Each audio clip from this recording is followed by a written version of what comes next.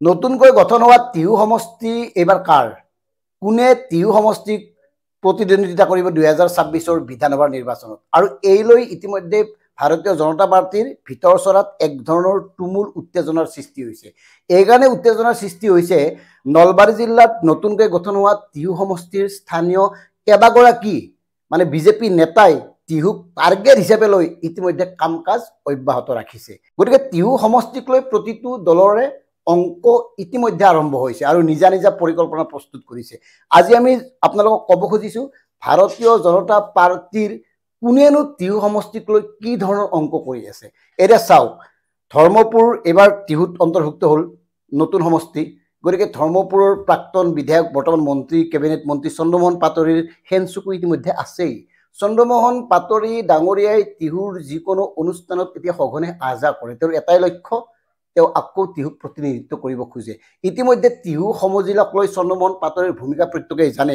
আমাৰ কথাটো হ'ল চন্দ্ৰমোহন পাটোৱাৰীৰ যদি বিগত কাৰ্যকালৰ সফলতাৰ খতিয়ান বিচাৰ কৰি চাওঁ তেতিয়াহ'লে টিহু সমষ্টিয়ে নতুনকৈ হয়তো চিন্তা কৰিব।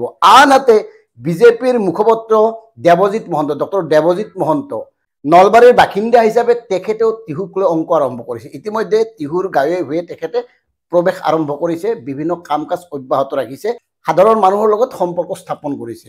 দেৱজিৎ মহন্ত চন্দ্ৰমোহন পাটোৱাৰীৰ বিপৰীতে ত্ৰিনয়ন বৰ্মন ভাৰতীয় জনতা পাৰ্টিৰ এজন কাৰ্যবাহী, তেখেতেও ইতিমধ্যে সম্পূৰ্ণৰূপে নিজকে প্ৰস্তুত কৰি তুলিছে আৰু নতুন প্ৰজন্মৰ এগৰাকী মানে যোগ্য প্ৰাৰ্থী হিচাপে ইতিমধ্যে তেখেতক একাংশই আদৰি লৈছে। আৰু ত্ৰিনয়ন বৰ্মনৰ যি বেকগ্ৰাউণ্ড নেপথ্য, সেই নেপথ্যত কোনো দাগ নাই। গতিকে ত্ৰিনয়ন বৰ্মনক লৈ ইতিমধ্যে চৰ্চা আৰম্ভ হৈছে আৰু ত্ৰিনয়ন বৰ্মনে সেই সূত্ৰে টিহুৰ সৰ্বস্তৰত তেওঁৰ সাংগঠনিক ভেটি শক্তিশালী কৰাৰ কাৰণে কাম কাজ অব্যাহত ৰাখিছে, বিভিন্ন অনুষ্ঠান প্ৰতিষ্ঠানৰ লগত যোগাযোগ অব্যাহত ৰাখিছে আৰু তেওঁক একাংশ মানুহে ইতিমধ্যে গ্ৰহণ কৰি লৈছে। আনহাতে টিহুৰ স্থানীয় এগৰাকী ব্যক্তি আছে সীমান্ত শেখৰ, ভাৰতীয় জনতা পাৰ্টিৰ ক'ৰ পৰা কি পালে আপোনালোকে প্ৰত্যেকেই জানে। সীমান্ত শেখৰেও তলে তলে মাথা মাৰি আছে মানে চলচ্চিত্ৰ বিত্ত উন্নয়ন নিগমৰ অধ্যক্ষৰ দায়িত্ব পালন কৰাৰ পিছত টিহুত কেতবোৰ কাম তেওঁ কৰি আছে, যদিও তেওঁৰ টিহুত শক্তিশালী গণভিত্তি নাই। কাৰণ স্থানীয় লোকসকলে সীমান্ত শেখৰক বিভিন্ন কাৰণত গ্ৰহণ কৰিব খোজা নাই। কিয় গ্ৰহণ কৰিব খোজা নাই এই সম্পৰ্কে আমি পৰৱৰ্তী সময়ত বিতংভাৱে ক'ম। কিন্তু আমি আজি ক'ব খোজা কথাটো হ'ল সীমান্ত শেখৰেও মাথা মাৰি আছে। টিহু গান্ধী ভৱন নিৰ্মাণক লৈ ইতিমধ্যে এটা মানে বিধানসভা কেন্দ্ৰিক ৰাজনৈতিক কাম কাজ আৰম্ভ কৰিছে তেওঁ। অৱশ্যে এটা কথা ঠিক যে সীমান্ত শেখৰে যি ধৰণে ৰাজনীতি কৰি বৰ্তমান এই অৱস্থাত উপনীত হৈছে সেই কথাটো প্ৰত্যেকেই জানে। গতিকে তেখেতৰ কথাটো যদিও সাধাৰণ জনতাই বৰ বিশেষ চিন্তা কৰা নাই, তেওঁ কিন্তু মনে প্ৰাণে চিন্তা কৰি আছে।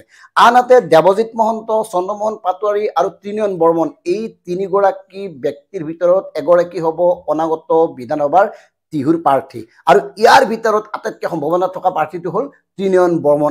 এইকাৰণে কৈছোঁ চন্দ্ৰমোহন পাটোৱাৰীয়ে ধৰ্মপুৰ সমষ্টিত একো কৰা নাই, মানে তেখেতে দেখুৱাব পৰাকৈ একো কৰা নাই যে অমুকটো কৰিছোঁ। ইমান বছৰ অসম আন্দোলনৰ পিছৰ পৰা, অসম গণ পৰিষদ গঠন হোৱাৰ পিছৰ পৰা বা সেই প্ৰথম পৰ্যায়ৰ পৰা তেওঁ মন্ত্ৰী হ'ল, বিধায়ক হ'ল, কি কৰিলে? এই কি কৰিলে প্ৰশ্নৰ উত্তৰটো চন্দ্ৰমোহন পাটোৱাৰীৰ হাতত নাই। যদিও তেওঁ আৱেগিকভাৱে মানুহক কয় যে তেওঁ সাংঘাতিক সৎ নিকা, তেওঁৰ ল'ৰা ছোৱালীকেইটাক পাণ দোকান এখন কৰি দিব পৰাকৈও তেওঁৰ টকা নাই, সামৰ্থ্য নাই, এই কথাবোৰ ক'লেও কিন্তু সাধাৰণ জনতাই বুজি উঠিছে। কিন্তু ইয়াত এটা কথা আছে, চন্দ্ৰমোহন পাটোৱাৰীৰ যেনেকৈ হাতখন বহুত ওপৰলৈ, গতিকে চন্দ্ৰমোহন পাটোৱাৰীক ৰাজ্যিক বিজেপিয়ে নিয়ন্ত্ৰণ কৰিব নোৱাৰে। বিশেষকৈ টিকটৰ ক্ষেত্ৰত চন্দ্ৰমোহন পাটোৱাৰীক মানে নিয়ন্ত্ৰণ কৰিব পৰা ক্ষমতা ৰাজ্যিক বিজেপিৰ হাতত নাই। গতিকে একাংশ সচেতন লোকে ভাবিছে যদি এইবাৰ কিবা কাৰণত চন্দ্ৰমোহন পাটোৱাৰীকে পুনৰ টিহু সমষ্টিৰ পৰা প্ৰাৰ্থী হিচাপে প্ৰক্ষেপ কৰা হয় তেতিয়াহ'লে কি হ'ব বিজেপিৰ? বহুতেই কৈছে তেতিয়াহ'লে বিজেপিয়ে কংগ্ৰেছক ক্লিন চিট দিয়া হ'ব। এইকাৰণে কৈছোঁ চন্দ্ৰমোহন পাটোৱাৰীৰ বিগত কাম কাজবোৰ দেখি অসমৰ সাধাৰণ জনতাৰ লগতে টিহু সমষ্টিৰ লোকসকলো নাৰাজ হোৱাৰ কাৰণ ক'লোৱে।